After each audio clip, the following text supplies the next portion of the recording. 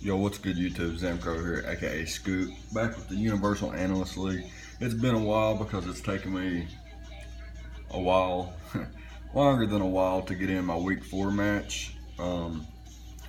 We had time conflicting schedules and stuff like that, and then he eventually just dropped from the league because it was happening with everybody he was facing. Basically, he was I think from Japan, and he had like 13-hour time difference, and while he was asleep I was up, while I was asleep he was up, while he was at work I was home, while I was at work he was home, things like that. So he eventually just dropped out, and we got this guy Fitz Blitz to replace him, and using the same team, so I didn't have to change my prep much. I should have made a few changes in my prep, as you can see. I'll explain that in a minute. But basically, I brought Wall Breaker, Mega Metachan, Setup Sweeper, Thunders, Incarnate, and as you can see, it will put in a lot of work. And Crocodile, which is kind of an offensive crook with Taunt, and then the Vaporeon's there to stop up to stop setup sweepers. It has Roar and Scald, Toxic, and Wish, which is one of the, since I wasn't playing the same guy, I should have switched it because I wouldn't expect him to set up with every Pokemon and try to like get weakness policy baton passes off and stuff like that.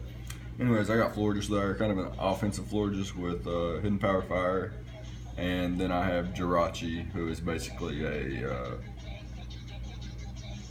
it's like a support Rachi with some speed, just in case I need to flinch some things down. Anyways, let's hop into the battle here. He says, good luck, have fun, and I say have fun. And yeah, so I'm gonna leave Mega Metachan because, like I said, I'm the Wall Breaker set, and I can set up a sub on the Cofagrigus if he leads with it, which is what I was expecting, but he leads with the Venomoth, which is fine with me. He switches out predicting a fake out, I'm assuming, and I was just trying to gauge the damage Psycho Cut would do, and it's not enough. So here I'm going to go for the Taunt, predicting a Will-O-Wisp, and he protects, so that was interesting. So here I'm just going to go for a knockoff, and I outspeed this Druddigon here, so I'm just going to go ahead and knock it out with an EQ. So that's fine and dandy for me. And he goes into the Venomoth, and he goes for the Sleep Powder, so I'm going to switch out to my Florges, and then I'm going to double switch, predicting him to switch. I predicted Scizor, so I switched into my Jirachi to try to scare him with like a Hidden Power Fire or Fire Punch, but that didn't work, so I had to hard switch back into my Vaporeon, which turns out to be my Volcanion switch in this match. Since he'd already shown Shadow Ball, I was just going to, and Protect, I assumed he didn't have like Nasty Plot or anything on the Cofagrigus, so I was able to switch in my Florges on that and try to burn a sleep turn. He brings in the Volcanion and goes for the Flamethrowers. I mean, he revealed Flamethrowers, and he revealed that he was Specs earlier to gauge him by the damage. So I knew that I had to switch into my Vaporeon, and he had the HP Grass.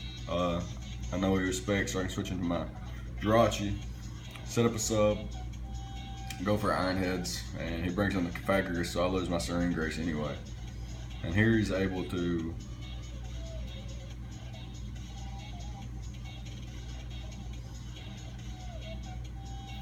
so I shouldn't have sacked my Crocodile there because it actually puts in work against his team.